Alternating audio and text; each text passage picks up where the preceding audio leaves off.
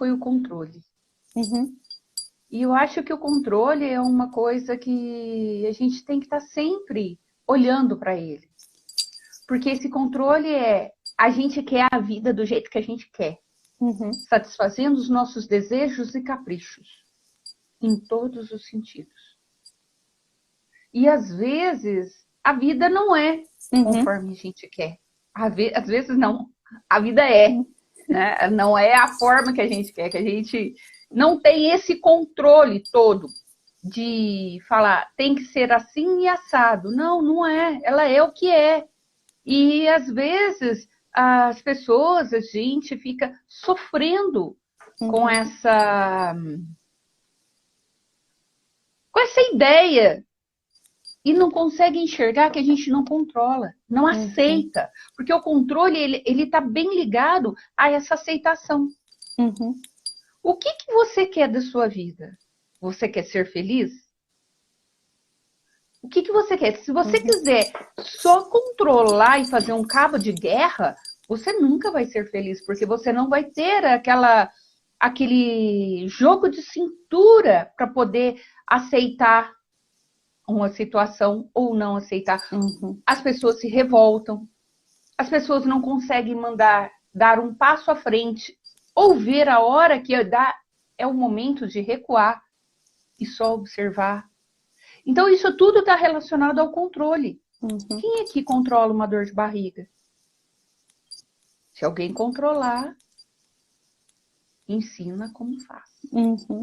Sabes que é engraçado porque eu tive a pensar muito na questão do controlo, muito naquele desejo e naquele esforço da perfeição, de nada sair do lugar, de querer tudo pela ordem 1, 2, 3 e se sai da ordem 1, 2, 3 já é um problema.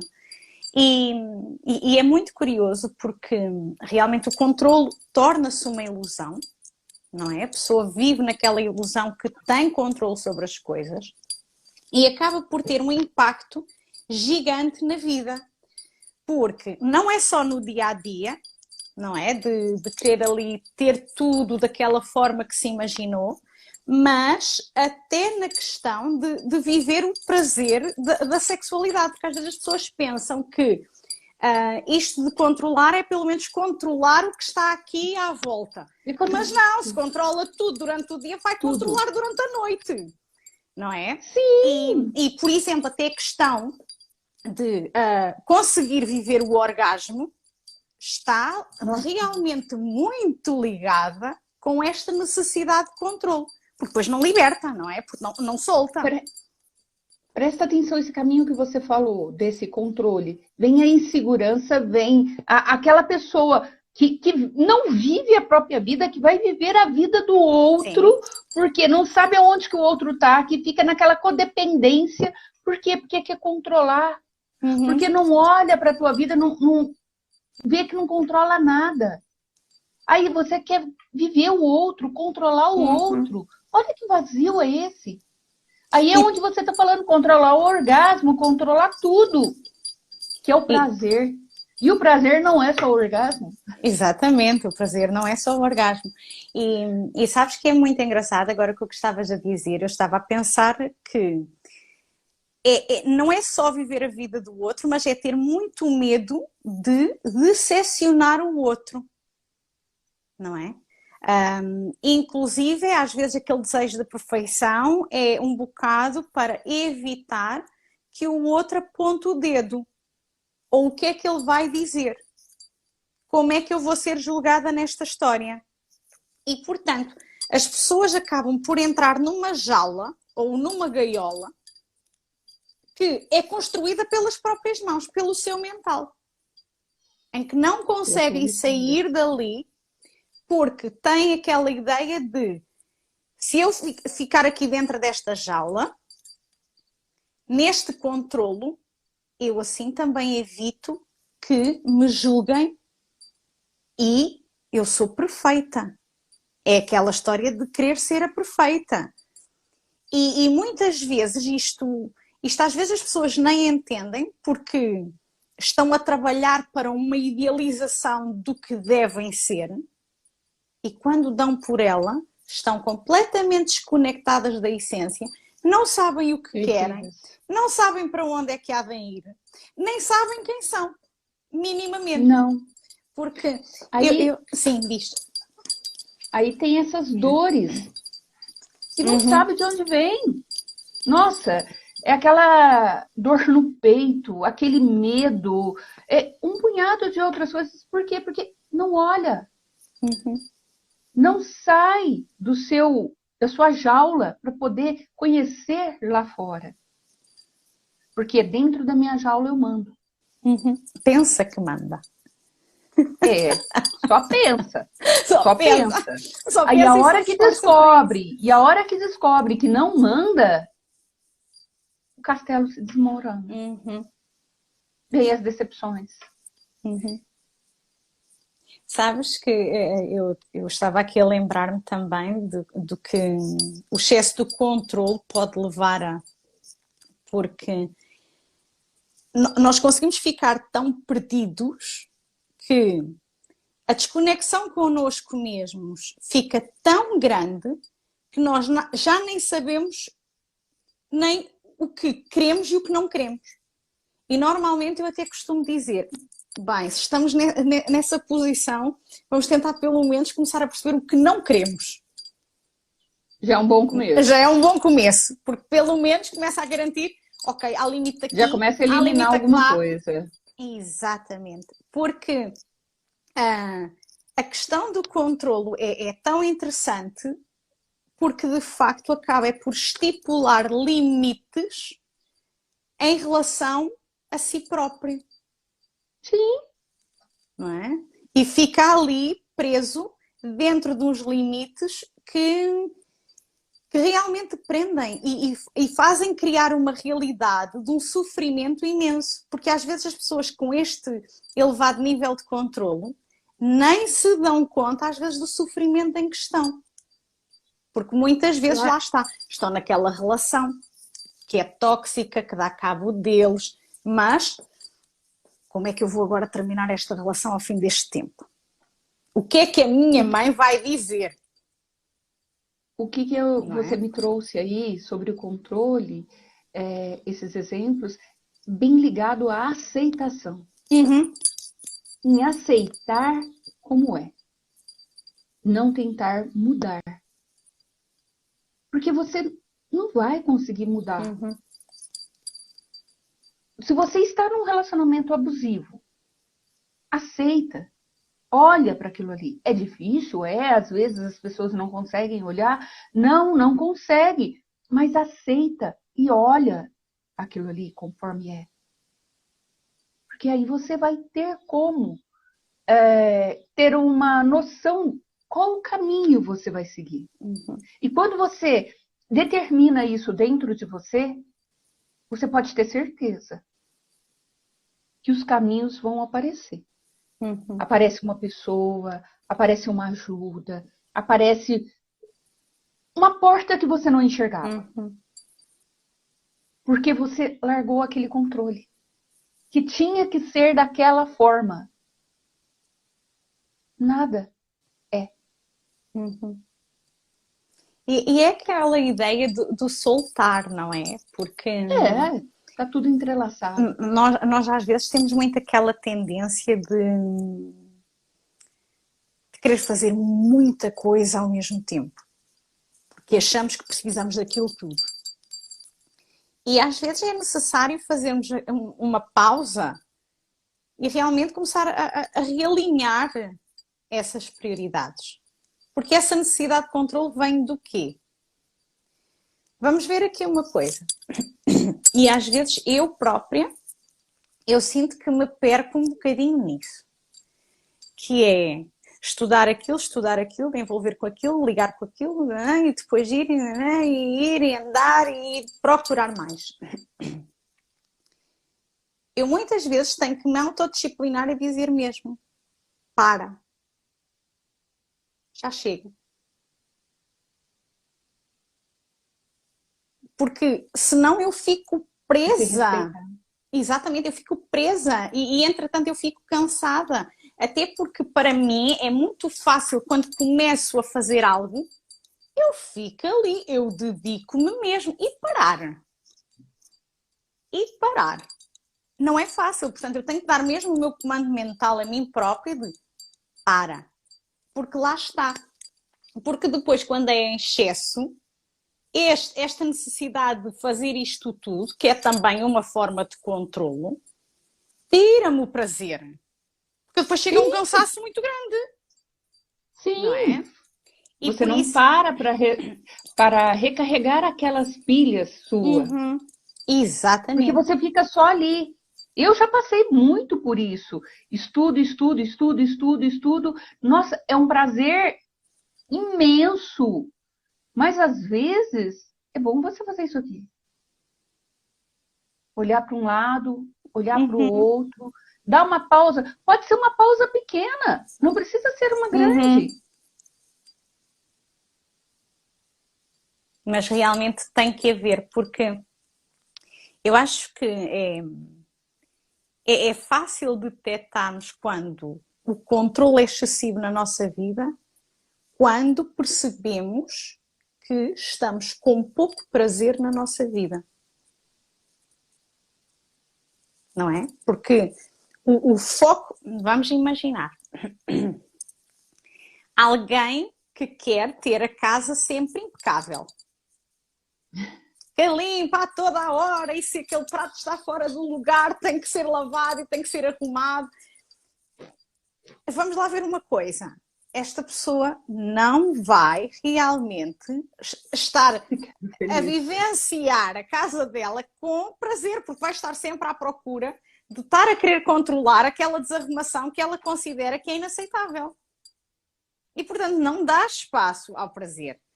E aquilo que estavas a dizer ainda há bocado do aceitar, sim, faz parte, às vezes é um prato fora do lugar.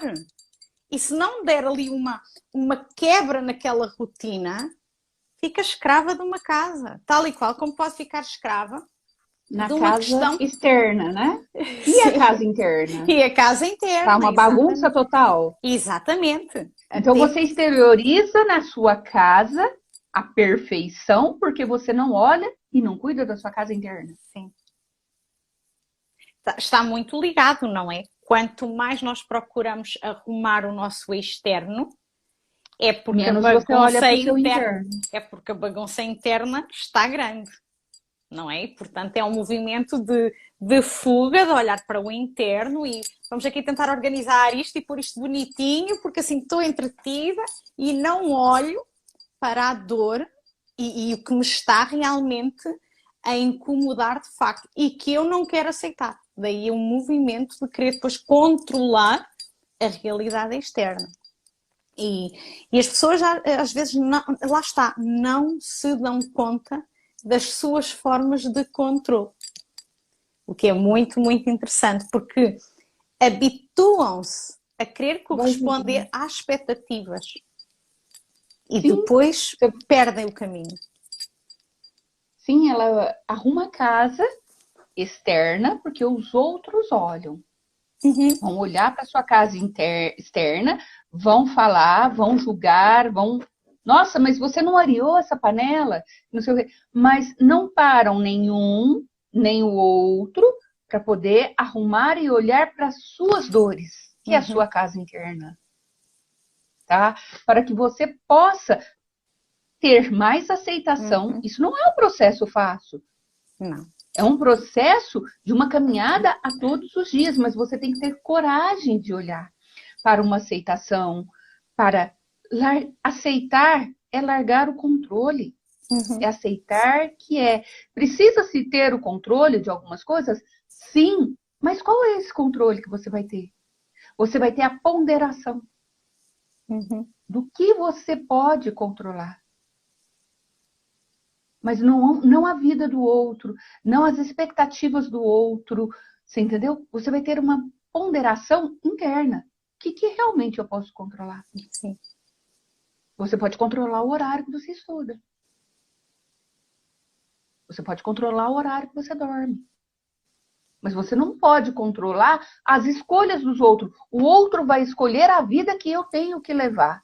Eu tenho que corresponder às expectativas da vida que o outro acha que é certo. Peraí, onde está eu? Onde eu estou? Quem sou eu?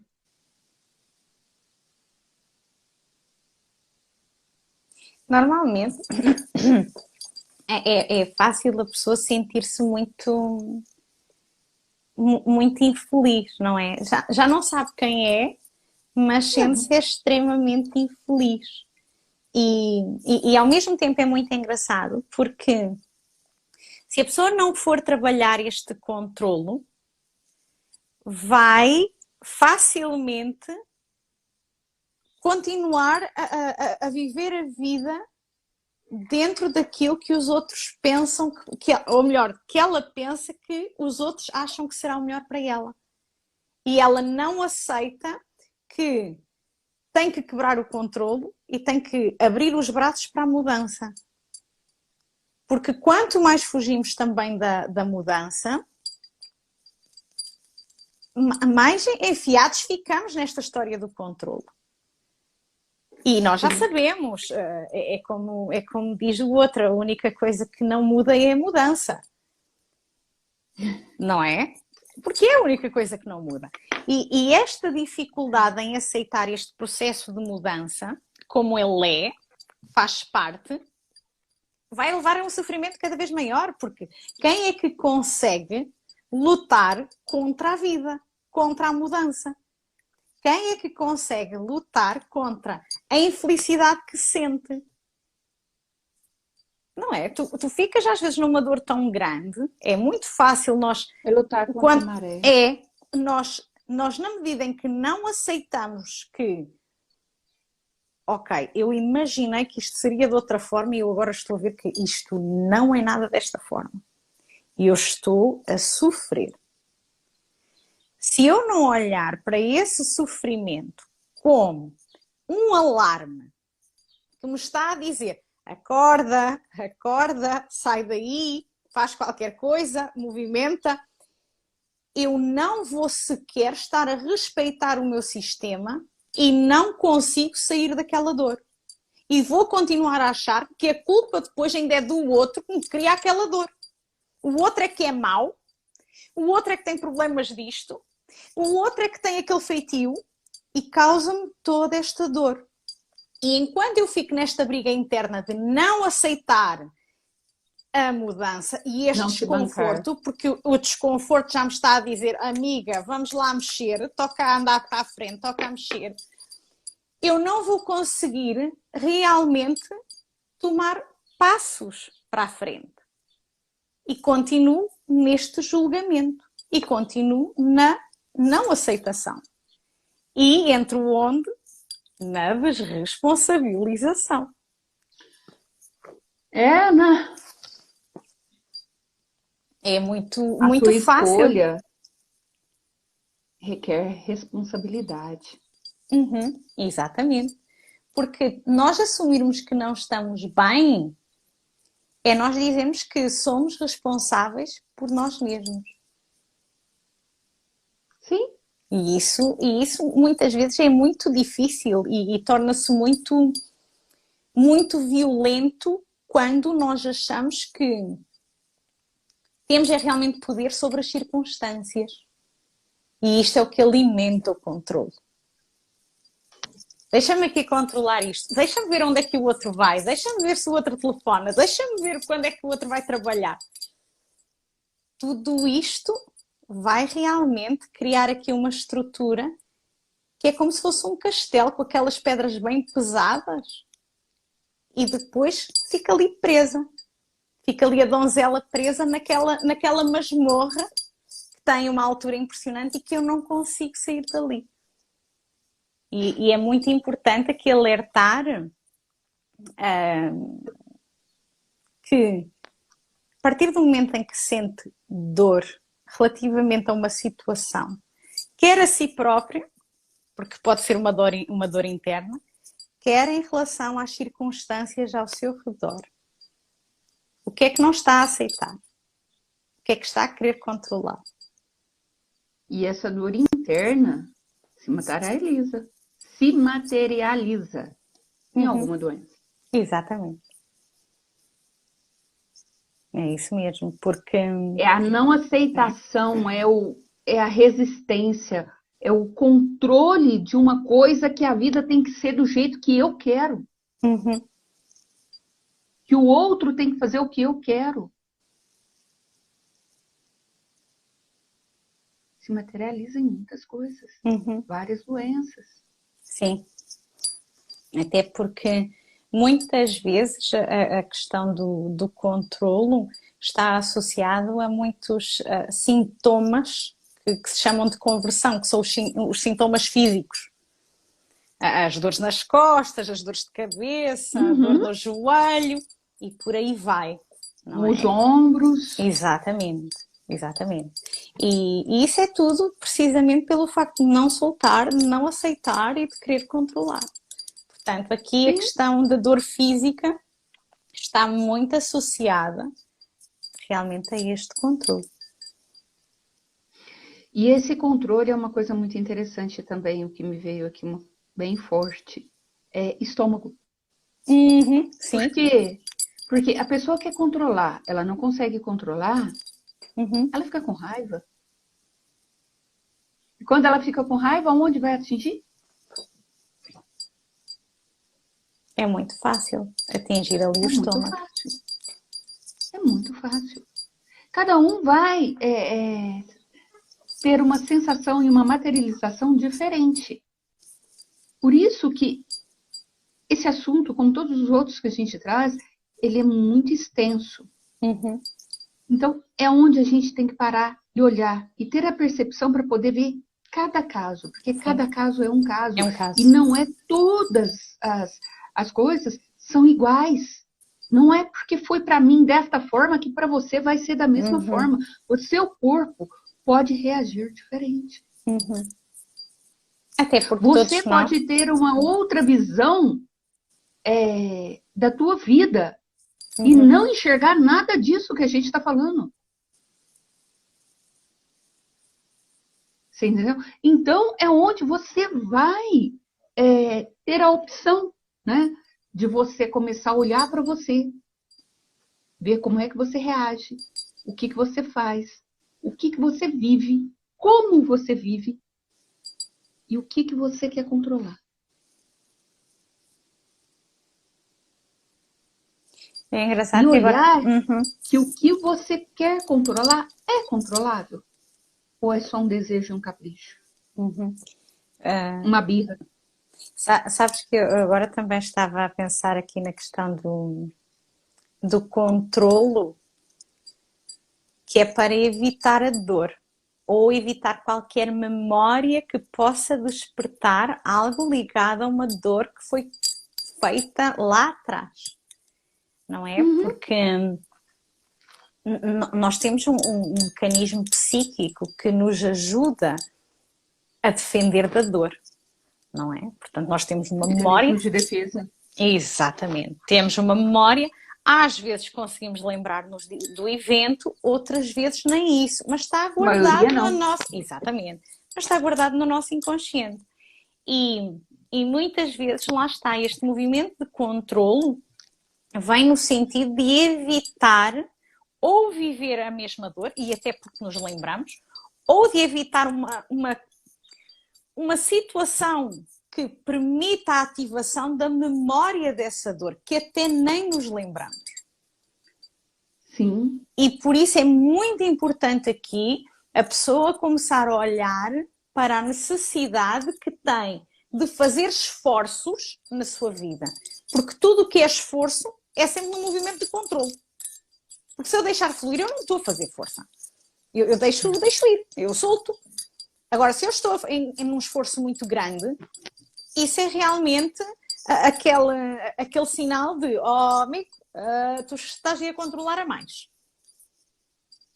Porque deixarmos ir no fluxo é precisamente a ideia contrária a controlar.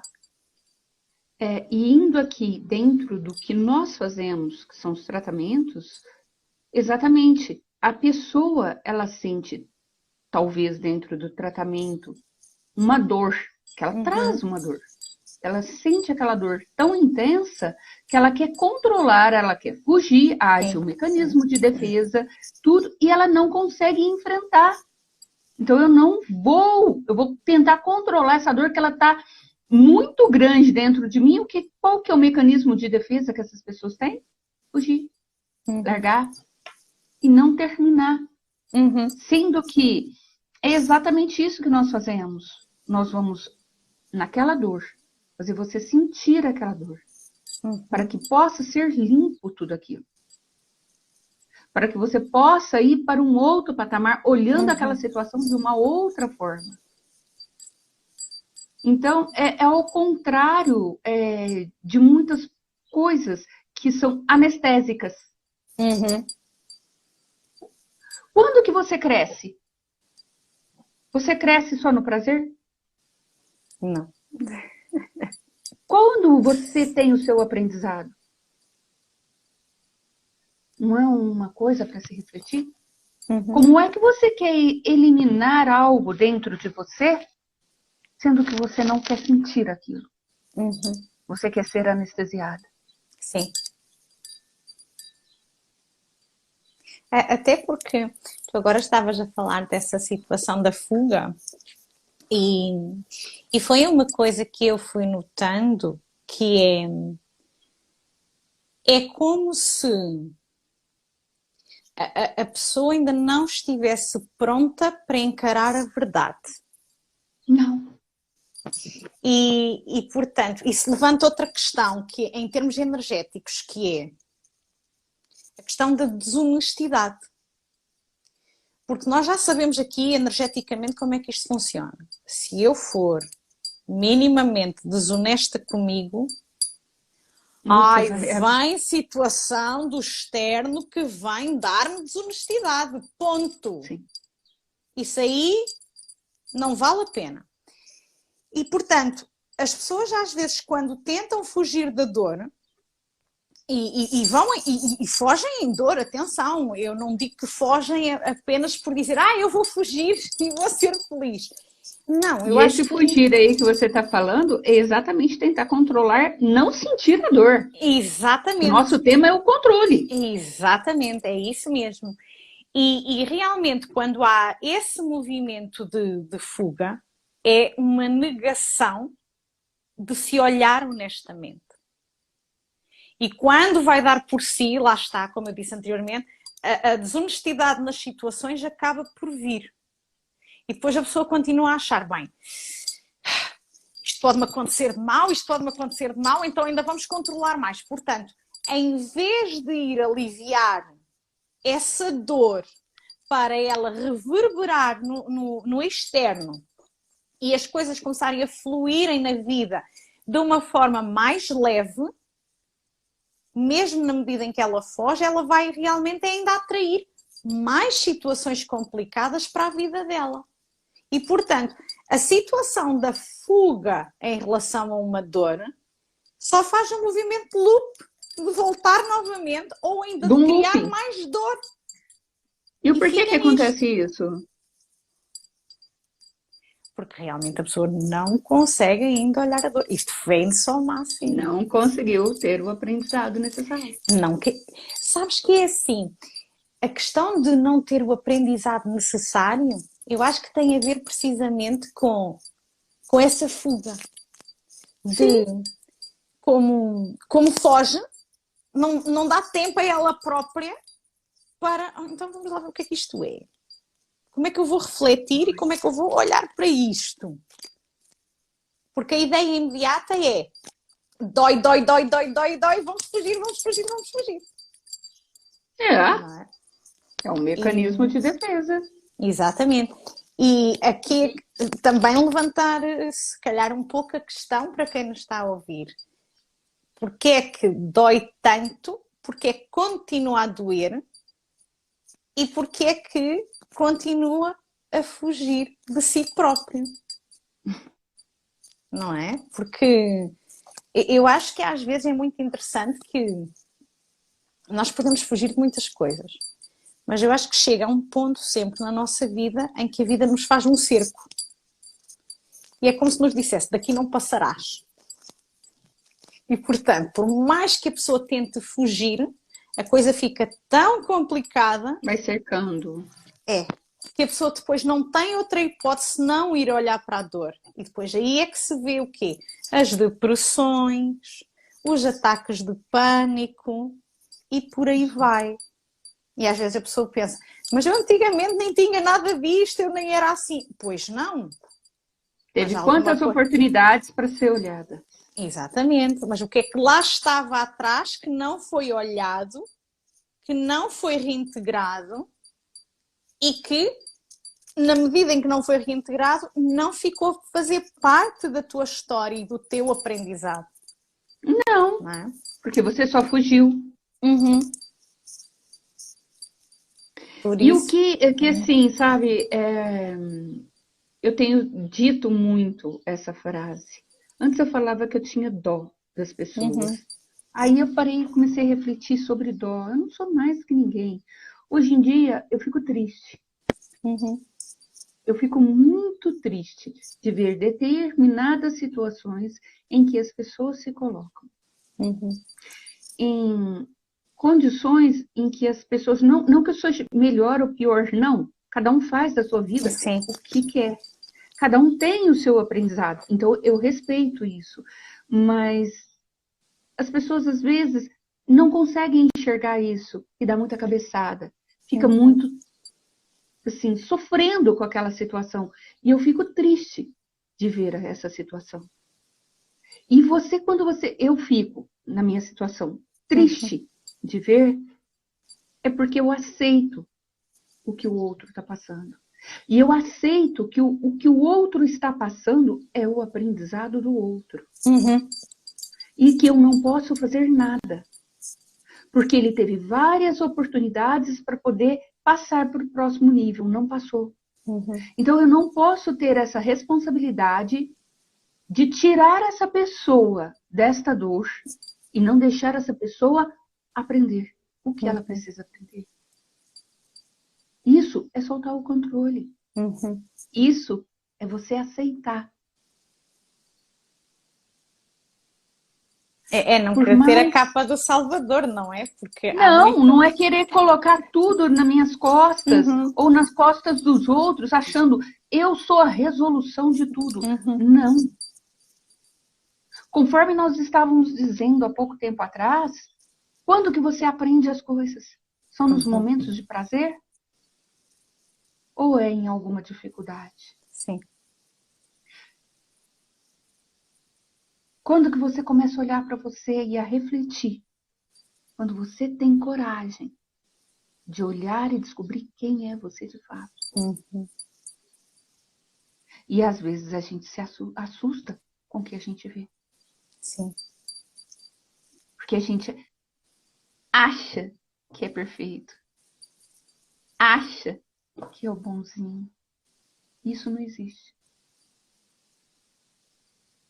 Sim, não existe mesmo. Aliás, quanto mais a pessoa se esforça para ser essa luz divina, não é? Essa perfeição, é porque não está a integrar a sombra, não está a integrar a dor, não está a integrar isso. Portanto, acaba por tudo que não é olhado e consciencializado, depois faz muito barulho e atrapalha a vida, não é? Portanto... É a carroça vazia, né? Exatamente. A carroça vazia faz sempre muito barulho. Faz um barulhão.